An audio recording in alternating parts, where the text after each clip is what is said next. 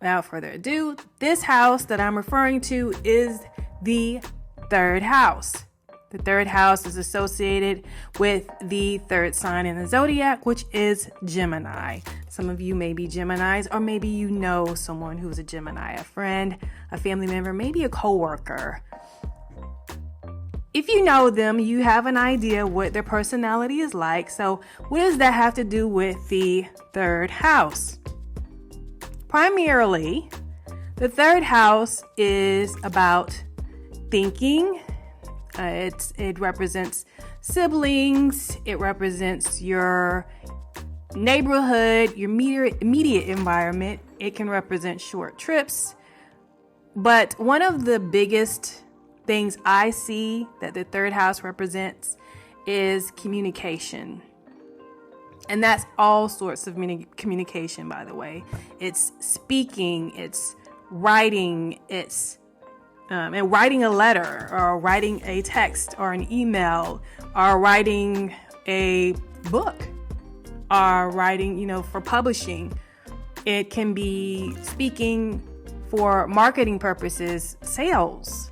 Sometimes I've seen in charts where a person is particularly good with sales. They could have some activity related to this third house. Also, entertainment, including and especially comedy. I've seen some actors with some activity in their third house. Comedians with activity in their third house. So if you are a person who has looked at your chart and you do see planets in the third house, somehow the third house represents something about who you are, the direction your life is going in. Could you become a comedian? Well, only if that's what you have an interest in.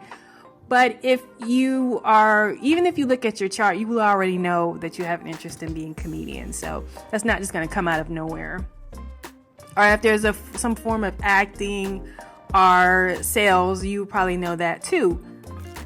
Typically, if a person's good at sales, they kind of stumble upon that knowledge about themselves, that they're so good at business and getting people to do or buy things.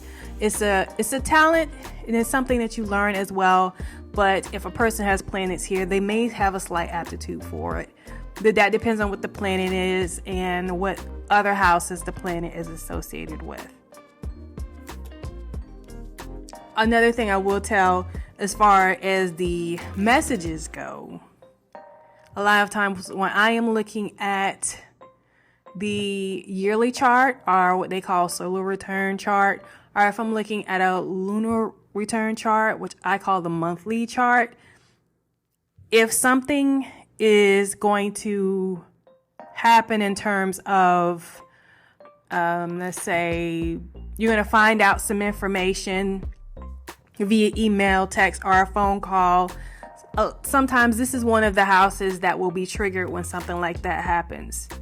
Give you a personal story. So when I decided to resign from one of my jobs, I, did the usual. I basically looked up a resignation letter and adjusted it for what I was trying to say, sent it to my manager, and CC'd the head of HR.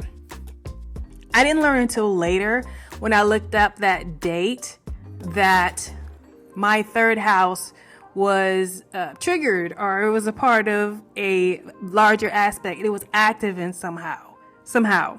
So that would have been appropriate because I was communicating something. I was sending an email letting my manager and the head of HR know that in 2 weeks, I'm leaving this job. So it could be a case where you are communicating something or someone is communicating something to you. So that is something you would look for in the third house. If we're talking about timing things, if we're talking about your birth chart, it may be an indication of a specific talent that you have.